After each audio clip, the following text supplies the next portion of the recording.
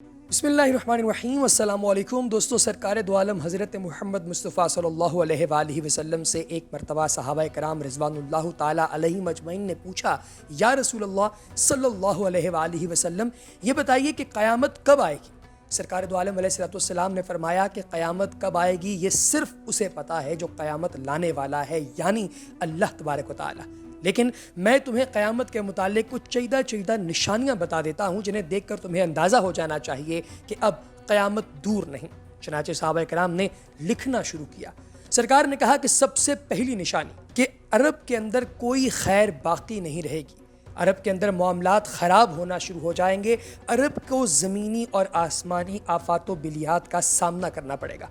सन 2023 में हमने देखा कि अल्लाह तबारक व तआला के पाक घर यानी खाना काबा के गिरदो नवाह में मौजूद मक्का मुकर्रमा और सऊदी अरब के दीगर शहरों में शदीद बारिश से हमने सैलाब आता देखा। इस सारी की सारी जगह पर हमने तबाही और बर्बादी होते हुए देखी, तुग़यानी देखी और बेतहाशा लोगों के घर, उनकी गाड़ियाँ, उनका मालो ज़र तबाह बर्बाद होता देखा। ये एक ऐसी निशानी थी जो 2023 के अंदर पूरी हुई है।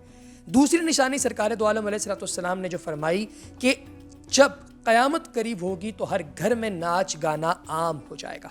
दोस्तों ज़रा गौर से सुनिए कि नाच गाना आम हो जाएगा जब सरकार ने कहा, तो बेशक सरकार ने जो बात कही वो सच है कि आज टिकटॉक के ज़रिए आप लोग देखते हैं कि हर घर के अंदर शरीफ घरों की लड़कियां, बेटियां, बहू, बहनें, माएँ हत्ता के वो अपने शौहरों के साथ, अपने बच्चों के साथ आज आपको नाचती गाती वीडियोस बनाकर सोशल मीडिया पर शेयर करती हुई दिखाई देती हैं और अपनी इज्जत का फालूदा ये लोग करते हुए आपको दिखाई देते हैं, नाचते गाते सिर्फ इसलिए ताकि थोड़े से व्यूज़ आ जाएं, 4 लोग इन्हें देख कर कहें कि भाई वाह क्या स्टाइल है इनका। हालांकि असल में ये लानत के मुर्तकिब हो रहे हैं। तीसरी निशानी ये कही सरकार दो आलम अलैहिस्सलाम ने कि क़यामत उस वक्त तक कायम नहीं होगी जब तक कि मुसलमान मुशरिकों से ना मिल जाएं।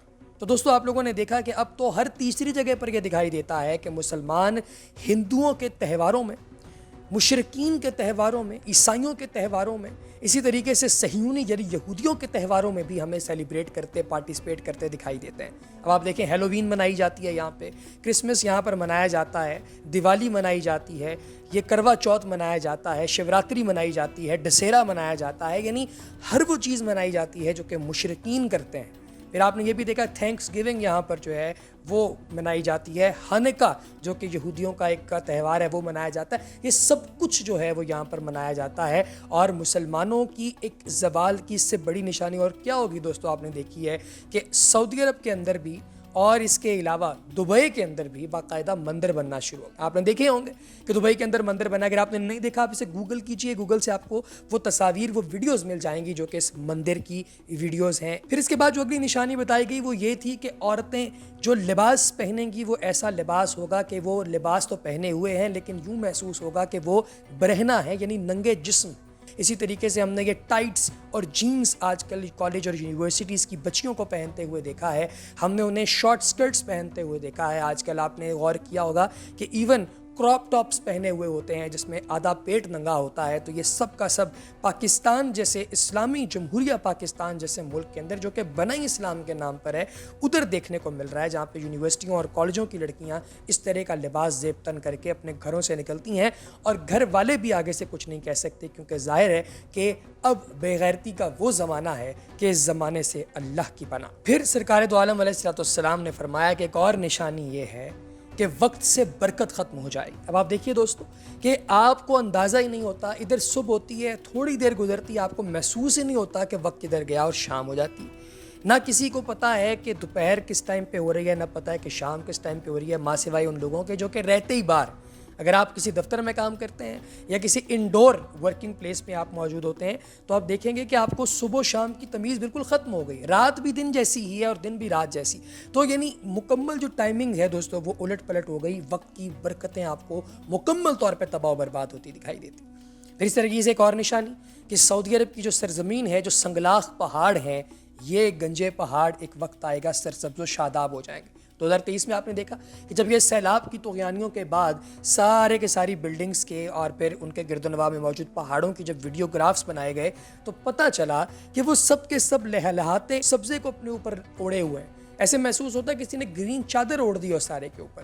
تو یہ اللہ پاک کی ذات نے ایک اور نشانی 2023 میں ہمیں پوری کر کے دکھا دی. پھر دوستو اس کے بعد ایک اور بہت بڑی نشانی وہ یہ بتائی گئی کہ بڑی بڑی عمارتوں کے مقابلے شروع ہو جائیں. اب آپ اندازہ لگائیے, دنیا کی سب سے اونچی عمارت برج خلیفہ ایک مسلمان ملک کے اندر موجود ہے, یونائٹڈ عرب ایمریٹس, یعنی متحدہ جو آپ کو عرب امارات دکھائی دیتا ہے, مسلمانوں کا جو دیس ہے, مسلمانوں کا ملک ہے, وہاں پر بڑی اونچی عمارتیں یہ بدوؤں نے بنانی شروع کر دیں. اور اسی کے مقابلے میں سعودی عرب کے شہر ریاض کے اندر اب ایک اونچی عمارت بنائی جا رہی.